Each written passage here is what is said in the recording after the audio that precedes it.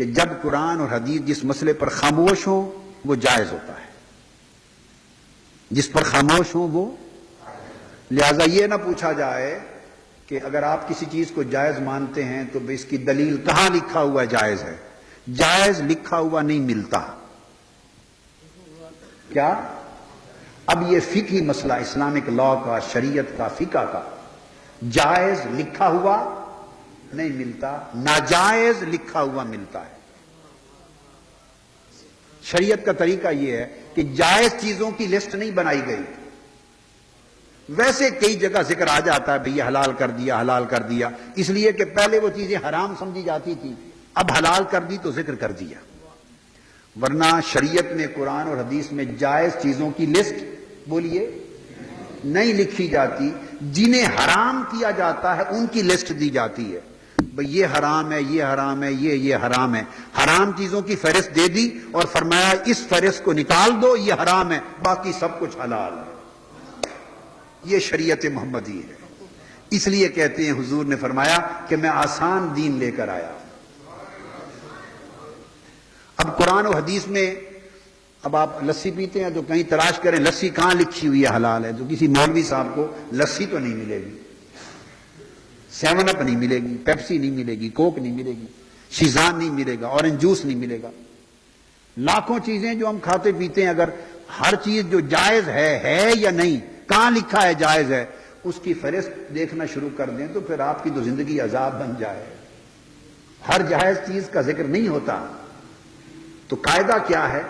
جن چیزوں کے لیے قرآن اور حدیث نے منع کر دیا یہ حرام ہے، حرام ہے، حرام ہے، بس وہ نکال دیں، اور باقی جس کا ذکر نہیں کیا وہ سب مباح اور جائز ہے، وہ سب جائز ہے۔ الاصل فی الاشیاء اباحۃ، ہر چیز کی اصل جائز ہے، اباحت ہے۔ جس سے منع کر دیتے ہیں اس کو نکال کے پھینک دیتے ہیں، وہ حرام ہے، باقی جائز ہوتی ہے۔ اس بات کی سمجھ آ گئی؟ اس اصول کے تحت لوگ کہتے ہیں اب یہ کام کرتے ہیں، اب میلاد پاک کی خوشی مناتے ہیں، کہاں لکھا ہے جائز ہے؟ تو یاد رکھ لیں، جائز ماننے والے کو کسی شے کے جائز ہونے کی کوئی دلیل دینے کی ضرورت نہیں ہے۔ دلیل اس سے پوچھی جاتی ہے جو کہے کہ یہ چیز ناجائز ہے یا حرام ہے۔ جو حرام اور ناجائز کہے اس سے دلیل پوچھتے ہیں کہاں لکھا ہے ناجائز ہے۔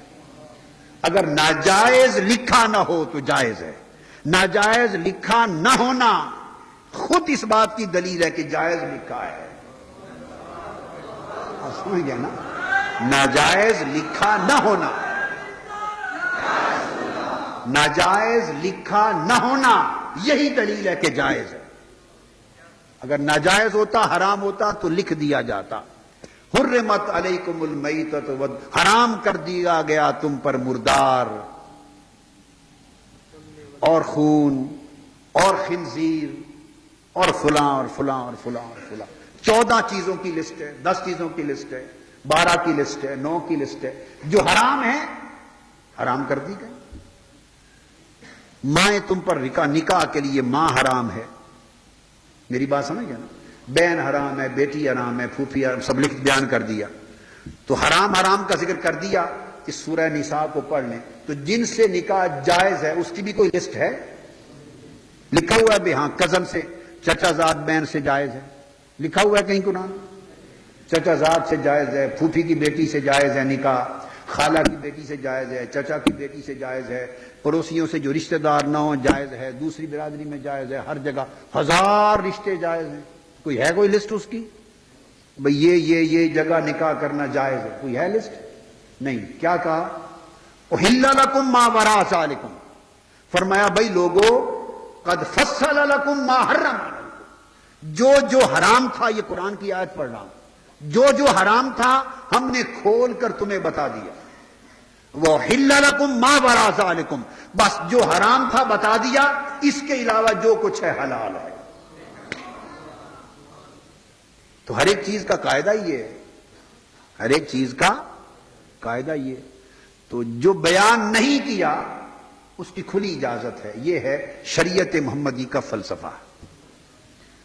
اب اس لیے سمجھ میں آتی ہے نا کہ بات کہ حضور کی شریعت ہر دور میں قابل عمل ہے کہ نہیں؟ اس لیے کہ ممنوع چیزوں کی لسٹ کم ہے اور جس کو منع نہیں کیا وہ باقی سب کچھ جائز اور مباح ہے. اس لیے ہر دور میں اسلام قابل عمل ہے. ہر دور میں اسلام قابل عمل ہے.